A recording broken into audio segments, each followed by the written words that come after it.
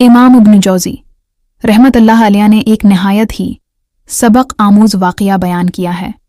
وہ کہتے ہیں کہ اصفہان کا ایک بہت بڑا رئیس اپنی بیگم کے ساتھ دسترخوان پر بیٹھا ہوا تھا۔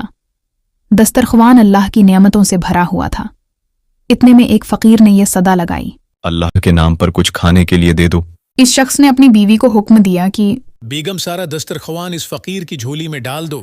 پہلے میں دیکھ لوں کہ فقیر ہے بھی کہ نہیں۔ جس وقت اس نے اس فقیر کا چہرہ دیکھا تو دھاڑے مار کر رونے لگی۔ اس کے شوہر نے اس سے پوچھا، جی بیگم، آپ کو ہوا کیا ہے؟ جو شخص فقیر بن کر ہمارے گھر پر دستک دے رہا تھا وہ چند سال پہلے اس شہر کا سب سے بڑا مالدار اور ہماری اس کوٹھی کا مالک اور میرا سابق شوہر تھا۔ چند سال پہلے کی بات ہے کہ ہم دونوں دسترخوان پر ایسی ہے بیٹھ کر کہانا کہا رہی تھی جیسا کہ آج کہا رہی تھی۔ اتنی میں ایک فقیر نے صدا لگائے کہ میں 2 دن سے بھوکا ہوں، اللہ کے نام پر کہانا دے دو۔ یہ شخص دسترخوان سے اٹھا اور اس فقیر کی اس قدر پٹائی کی کہ اسے لہولہان کر دیا۔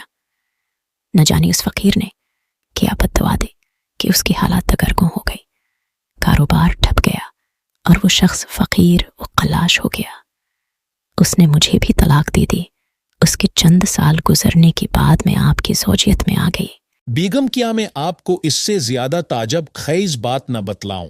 جس فقیر کی آپ کی سابق شوہر نے پٹائی کی تھی وہ کوئی دوسرا نہیں بلکہ میں ہی تھا۔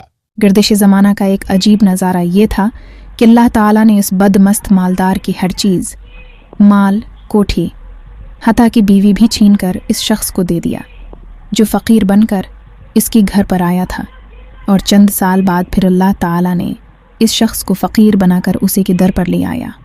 واللہ علی کل شیء قدیر۔ تاریخ ایسی عبرت آموز واقعات سے بھری پڑی ہے، شرط ہے کہ انسان ان سے عبرت پکڑے۔